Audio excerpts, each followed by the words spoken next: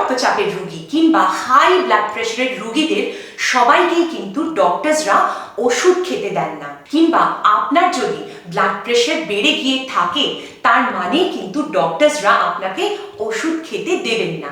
আজকের এই ভিডিওতে আমি আপনাদের সাথে এটাই আলোচনা করব যে উচ্চ রক্তচাপ আছে কিংবা হাই ব্লাড প্রেশার আছে, এটা ডায়াগনোসিস হয়ে যাওয়ার পরেও কাদের কাদের ব্লাড প্রেশারের ওষুধ খেতেই হবে আর কাদের কাদের এই হাই ব্লাড প্রেশারের জন্য ওষুধ খেতে হবে না। তাই আপনাদের মধ্যে যাদের উচ্চ রক্তচাপ আছে তারা যদি জানতে চান যে আপনাদের ব্লাড প্রেশারের ওষুধ খেতে হবে না আপনাদের ব্লাড প্রেশারের ওষুধ খেতে হবে না, তাহলে অবশ্যই এই ভিডিওটা শেষ পর্যন্ত দেখুন। হ্যালো ফ্রেন্ডস, আমি ডক্টর শ্রেয়সী চ্যাটার্জি আর আমার চ্যানেল ডক্টর ম্যাডাম এখনো পর্যন্ত আপনারা যারা সাবস্ক্রাইব করেননি তারা করে দিতে পারেন, কেননা এই চ্যানেলে আমি সেই সব রোগ নিয়ে আলোচনা করব যেগুলো আমাদের ঘরে ঘরে হয়। তো চলুন আর দেরি না করে আমরা প্রথমে ভালো দিয়ে শুরু করি যে কাদের ব্লাড প্রেশার বেড়ে গেলে কিংবা উচ্চ রক্তচাপ ডায়াগনোসিস হওয়ার পরেও কোন কোন লোকেদের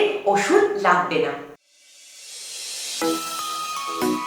ইউরোপিয়ান ডাক্তারদের গাইডলাইন্স অনুযায়ী ব্লাড প্রেশার বেড়ে যাওয়া কিংবা হাই ব্লাড প্রেশারকে অনেকগুলো পর্যায় কিংবা স্টেজে ভাগ করা যায়। প্রথম হলো স্টেজ 1 হাইপারটেনশন। ডাক্তারদের কাছে দেখানোর সময় আপনার ওপরের ব্লাড প্রেশার মানে সিস্টোলিক ব্লাড প্রেশার যদি সবে মাত্র 140 ছাড়িয়ে যায়, কিন্তু দেখা যাচ্ছে যে সেটা 160-এর নিচে আছে, আর আপনার নিচের ব্লাড প্রেশার মানে ডায়াস্টোলিক ব্লাড প্রেশার যদি সবে মাত্র 90 ছাড়িয়ে যায়, কিন্তু দেখা যাচ্ছে যে সেটা 100-র নিচে আছে, অর্থাৎ আপনার ব্লাড প্রেশার সবে মাত্র একটুখানি বেড়েছে, সেটাকে বলা হয় স্টেজ 1 হাইপারটেনশন। আর এই স্টেজ 1 হাইপারটেনশনে যদি আপনার সবকিছু নর্মাল থাকে, মানে দেখা যাচ্ছে যে আপনার হার্ট নর্মাল, আপনার হার্টের কোনো সমস্যা নেই, আপনার কিডনির কোনো সমস্যা নেই, আপনার কোলেস্টেরল কিংবা ট্রাইগ্লিসারাইড এইগুলো সব নর্মাল আছে, আপনার ডায়াবেটিস নেই, অর্থাৎ আপনার কোনো রোগ নেই শরীরে,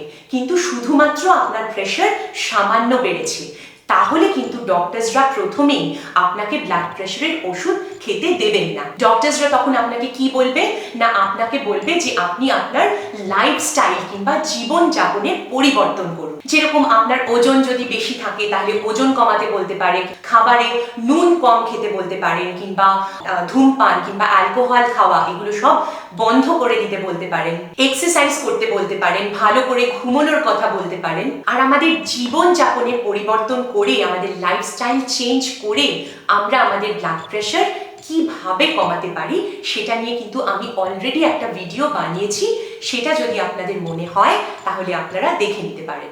আর তার সাথে আপনাকে রেগুলার ভাবে আপনার ব্লাড প্রেশার মনিটর করতে হবে, আপনাকে আপনার ব্লাড প্রেশার মাপতে হবে, এটা দেখতে হবে যে এই সব লাইফস্টাইলগুলো চেঞ্জ করার পরে আপনার ব্লাড প্রেশার কমছে না কমছে না। আর দেখা গেল যে এই সব লাইফস্টাইল চেঞ্জ কিংবা আমাদের জীবনযাপনের পরিবর্তন করে 1-2 মাস পরে কিংবা 4 মাস পরে আপনার ব্লাড প্রেশার কমে গেল, অর্থাৎ আপনার উপরের ব্লাড প্রেশার 140-এর নিচে নেমে এলো, আর আপনার নিচের ব্লাড প্রেশার মানে ডায়াস্টোলিক ব্লাড প্রেশার সেটা 90-এর নিচে নেমে এলো, তাহলে কিন্তু আপনাকে আর ব্লাড প্রেশারের ওষুধ খেতে হবে না। কিন্তু দেখা গেল যে সব ধরনের জীবনযাপনের পদ্ধতি আপনি মেনে চলেও, লাইফস্টাইল চেঞ্জ করার পরেও 6 মাস পরেও গিয়ে দেখা যাচ্ছে যে আপনার ব্লাড প্রেশার সেই 140 আর 90-এর ওপরেই থাকছে, তখন কিন্তু আপনাকে ব্লাড প্রেশারের ওষুধ খেতেই হবে। এবার আসছি স্টেজ 1 হাইপারটেনশনের কোন কোন লোকেদের ব্লাড প্রেশারের ওষুধ খেতেই হবে। কিছু পেশেন্ট আছে যাদের স্টেজ 1 হাইপারটেনশন আছে, অর্থাৎ যাদের ওপরের ব্লাড প্রেশার মানে সিস্টোলিক ব্লাড প্রেশার 140-এর থেকে নিয়ে 160-এর ভেতর আছে, আর যাদের নিচের ব্লাড প্রেশার মানে ডায়াস্টোলিক ব্লাড প্রেশার তাদের 90-এর থেকে নিয়ে 100-এর ভেতর আছে, তাদের ব্লাড প্রেশার সামান্য বেড়েছে। কিন্তু দেখা যাচ্ছে যে সেই সব পেশেন্টদের সামান্য ব্লাড প্রেশার বাড়লে কি হবে, তাদের কিডনির রোগ আছে, তাদের আগে হয়তো কখনো হার্ট অ্যাটাক হয়ে গেছে, কিংবা আগে হয়তো সেই সব পেশেন্টদের স্ট্রোক হয়ে গেছে, কিংবা সেই সব পেশেন্টদের হয়তো অনেক দিন ধরে ডায়াবেটিস আছে। রক্তে যদি আমরা দেখি তাদের দেখবো যে তাদের কোলেস্ট্রল বেশি আছে, তাদের ট্রাইগ্লিসারাইড বেশি আছে। সেই সব পেশেন্টদের যদি সামান্য ব্লাড প্রেশার বেড়ে যায়, মানে সেই সব পেশেন্টদের যদি স্টেজ 1 হাইপারটেনশনও থাকে, তাহলেও কিন্তু ডক্টরসরা রিস্ক নেন না। সেই স্টেজ 1 হাইপারটেনশনে কিন্তু এইসব পেশেন্টদের ওষুধ শুরু করে দেওয়া হয়। কিংবা দেখা যাচ্ছে যে আপনার ব্লাড প্রেশার হয়তো স্টেজ 1 হাইপারটেনশনেরই পর্যায়ে আছে, সামান্য বেড়েছে, কিন্তু এই সামান্য বেড়ে যাওয়া ব্লাড প্রেশার আপনার শরীরের নানান জায়গার ক্ষতি করে ফেলেছে। যেরকম এই বেড়ে যাওয়া ব্লাড প্রেশার আপনার কিডনির ক্ষতি করে ফেলেছে, কিংবা আপনার হার্টের ক্ষতি করে ফেলেছে, আপনার চোখের ক্ষতি করে ফেলেছে। তো তখনও কিন্তু ডক্টরসরা রিস্ক নেন না। আপনার ব্লাড প্রেশার স্টেজ 1 হাইপারটেনশনে থাকা সত্ত্বেও আমরা কিন্তু আপনাকে ওষুধ শুরু করে দিই। এবার আমি আসছি সেই সব লোকেদের কথায় যাদের স্টেজ 2 হাইপারটেনশন আছে, অর্থাৎ যাদের ওপরের ব্লাড প্রেশার কিংবা সিস্টলিক ব্লাড প্রেশার 160-এর ওপর চলে গেছে, কিন্তু তাদের ব্লাড প্রেশার 180-র নিচে আছে, অর্থাৎ সিস্টলিক ব্লাড প্রেশার 160-এর থেকে নিয়ে 180-র ভেতর আছে। আর যাদের নিচে ব্লাড প্রেশার মানে ডায়াস্টোলিক ব্লাড প্রেশার 100-র ওপর চলে গেছে, কিন্তু 120-র নিচে আছে, মানে 100 থেকে নিয়ে 120-র ভেতর আছে তাদের ডায়াস্টোলিক ব্লাড প্রেশার। তো যাদের স্টেজ 2 হাইপারটেনশন হয়ে গেছে তাদের কিন্তু অবশ্যই ব্লাড প্রেশারের ওষুধ শুরু করে দিতে হবে। তার সাথে সাথে তাদেরকে জীবনযাপনের পরিবর্তন কিংবা লাইফস্টাইল চেঞ্জও করতে হবে।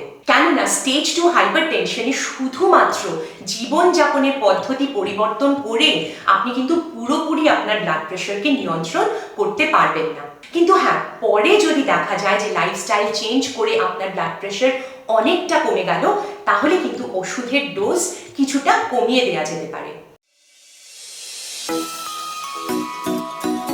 এবার আমি আসছি সেই সব পেশেন্টদের কথায় যাদের বয়স কম কিন্তু তবুও তাদের ব্লাড প্রেশার বেশি। বয়স বাড়ার সাথে সাথে কিন্তু আমাদের অনেকেরই ব্লাড প্রেশার বেড়ে যেতে পারে, কেননা বয়স বাড়ার সাথে সাথে আমাদের শরীরের যে রক্তনালী আছে সেগুলো শক্ত হয়ে যায় কিংবা কঠিন হয়ে যায়। কিন্তু দেখা যাচ্ছে যে কোনো পেশেন্টের বয়স হয়তো 30 বছর কি 25 বছর কি 20 বছর কি তারও কম, কিন্তু তবুও তার ব্লাড প্রেশার বেশি। তখন আমরা ডক্টরসরা চিন্তা করি যে এইসব পেশেন্টদের কোনো কিডনির সমস্যা আছে কিনা, কেননা কিডনির সমস্যা কিন্তু আমাদের ব্লাড প্রেশার বাড়িয়ে দিতে পারে, কিংবা কোনো হরমোনের সমস্যা আছে কিনা, যেরকম থাইরয়েড হরমোনের সমস্যা আমাদের ব্লাড প্রেশার বাড়িয়ে দিতে পারে, কিংবা ফিওক্রোমোসাইটোমা বলে এক ধরনের হরমোনের প্রবলেম আছে, সেটাও আমাদের ব্লাড প্রেশার বাড়িয়ে দিতে পারে কম বয়সে, কিংবা স্টেরয়েড হরমোনের সমস্যা যেরকম কুশিন সিনড্রোম কিংবা কুশিনস ডিজিজ, এই ধরনের কিছু হরমোনের সমস্যা আছে কিনা, কিংবা সেই সব কম বয়সী ছেলে মেয়েদের কোনো জন্মগত কোনো হার্টের সমস্যা আছে কিনা, যেরকম কোআপটেশন অফ দ্য অ্যাওর্টা। এইসব রোগের কথা মাথায় রেখে তখন কিন্তু আমরা ডক্টরসরা অনেকগুলো পরীক্ষা করতে দিই। আর দেখা গেল যে সেই পরীক্ষা করার পরে যদি কোনো রোগ ধরা পড়ে, যে রোগগুলোর কথা আমি একটু আগেই বললাম, সেই রোগগুলো যদি ধরা পড়ে তখন কিন্তু সেই রোগের চিকিৎসা করা হয়। অনেক ক্ষেত্রে দেখা যায় যে এই রোগগুলো যখন পুরোপুরি ঠিক হয়ে যায় কিংবা সেরে যায়, তখনও কিন্তু ব্লাড প্রেশার নিজের থেকেই কমে যায়, ব্লাড প্রেশারের ওষুধ খেতে হয় না। এবার আসছি যেসব লোকেদের বয়স 80 বছরের ওপরে চলে গেছে। যেসব লোকেদের বয়স 80 বছরের ওপরে, তাদের ওপরের ব্লাড প্রেশার মানে সিস্টলিক ব্লাড প্রেশার যদি 150-এর ওপর চলে যায়, তখনই কিন্তু আমরা তাদেরকে ব্লাড প্রেশারের ওষুধ শুরু করব। 80 বছর বয়সের ওপরে যাদের বয়স, তাদের কিন্তু 140-এর ওপর সিস্টলিক ব্লাড প্রেশার চলে গেলে আমরা তাদের ব্লাড প্রেশারের ওষুধ শুরু করব না। 150-এর ওপর ব্লাড প্রেশার চলে গেলে তখনই আমরা শুরু করব। এবার আসছি আমাদের স্টেজ 3 হাইপারটেনশনের কথায়। যদি কারোর ওপরের ব্লাড প্রেশার মানে সিস্টলিক ব্লাড প্রেশার 180-র ওপর চলে যায়, আর যদি কারোর ডায়াস্টোলিক ব্লাড প্রেশার 120-র ওপর চলে যায়, মানে অনেকটাই বেড়ে যায়, সেটাকে বলা হয় স্টেজ 3 হাইপারটেনশন।